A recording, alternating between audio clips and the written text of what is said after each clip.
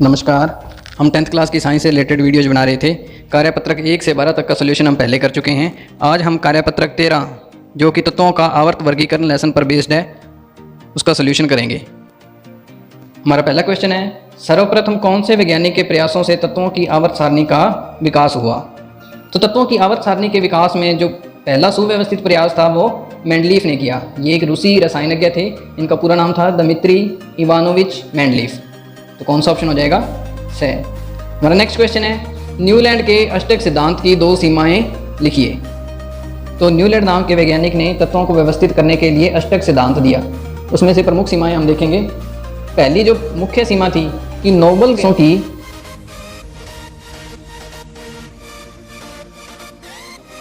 खोज के पश्चात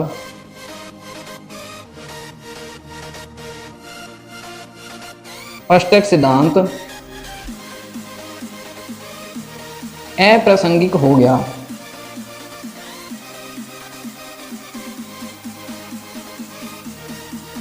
तो न्यूलैंड के अनुसार जब तत्वों को परमाणु भार के बढ़ते क्रम में व्यवस्थित करते हैं तो जो पहले तत्व के गुणधर्म थे वो 8वें तत्व के समान थे, लेकिन जब नोबल गैसों की खोज हो गई तो वो 8वें की जगह कौन से तत्व के समान होने लगे? 9वें तत्व के समान होने लगे।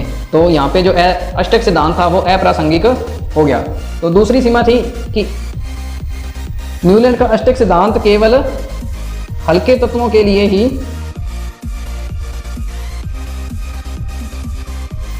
लागू हो पाया। मुख्य रूप से कैल्शियम जिसका परमाणु क्रमांक 20 है वहां तक ही लागू हो पाया। इससे आगे के तत्वों के लिए न्यूलैंड का अष्टक सिद्धांत लागू नहीं हो पाया। इसकी अपनी एक कमी ये भी लिख सकते हैं कि जब न्यूलैंड का अष्टक सिद्धांत दिया गया तब केवल 56 तत्व विद्यमान थे,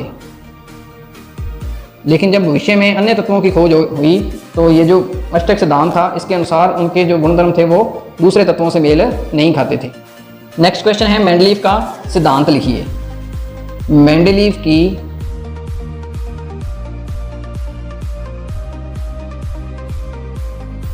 आवर्त सारणी मेंडलीफ के सिद्धांत पर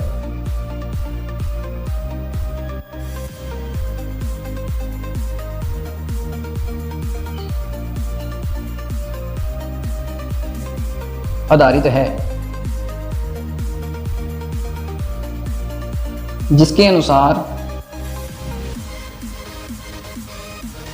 तत्वों के गुणधर्म उनके परमाणु द्रव्यमान के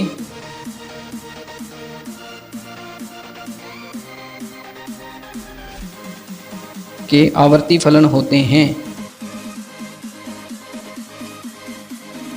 कि जैसे जैसे किसी परमाणु का परमाणु द्रव्यमान बढ़ता जाएगा, यदि तत्वों को उसी क्रम में रखा जाए तो एक निश्चित अंतराल के बाद समान गुणधर्म वाले परमाणुओं की आवर्ती होती है या दोहराव होता है। नेक्स्ट क्वेश्चन है, आधुनिक आवर्त सारणी में कितने समूह व आवर्त हैं? आधुनिक आवर्त सारणी में समूह तो हैं 18 जो ऊर्ध्वाधर स्तंभ हैं, और आवर्त हैं 7 जो क्षैतिज पंक्तियों के रूप में हैं। इस तरह से 7 तो आवर्त हैं और 18 समूह हैं। नेक्स्ट क्वेश्चन है, सिलिकॉन है। तो हम जानते हैं धातुओं और अधातुओं को एक सीढ़ी नुमा पट्टी के द्वारा अलग किया जाता है जो उपधातुओं को दर्शाते हैं, और इसी पट्टी पर सिलिकॉन है। तो सिलिकॉन एक क्या हो जाएगी? उपधातु। नेक्स्ट क्वेश्चन है, धातु विद्युत धनात्मक क्यों होते हैं? तो इसका कारण हो जाएगा क्योंकि धातुओं के संयोजकता कोश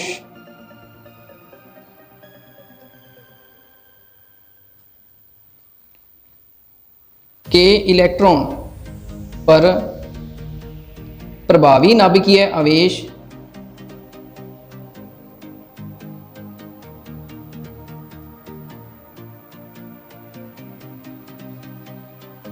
कम होता है, जिस कारण धातुएं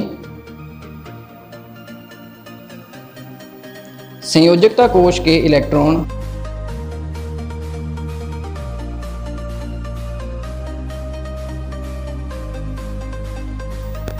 का त्याग करके धनायन बनाती है, या हम कह सकते हैं या क्या होती है धातुएं विद्युत धनात्मक होती है। धातुओं के जो संयोजकता कोश के इलेक्ट्रॉन होते हैं उस पर प्रभावी नाभिकीय आवेश, मतलब जो नाभिक की पकड़ है वो कम होती है, जिस कारण धातुएं संयोजकता कोश के इलेक्ट्रॉन को त्याग करके इलेक्ट्रॉन का त्याग कर देगी या ऋण आवेश का त्याग कर देगी, तो उस पर कौन सा आवेश आ जाएगा? धन आवेश आ जाएगा। इसीलिए धातुएं विद्युत धनात्मक होती है या धनायन बनाती है।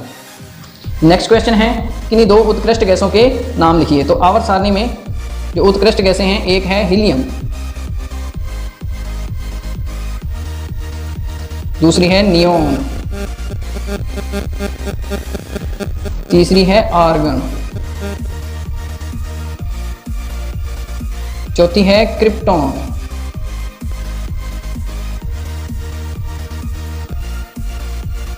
फिर है जिनोन, और फिर कौन सी हो जाएगी? रेडॉन।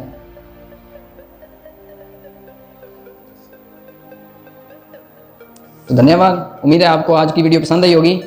यदि आपको आज की वीडियो पसंद आई तो हम वीडियो को लाइक करें और हमारे चैनल को सब्सक्राइब करें। धन्यवाद।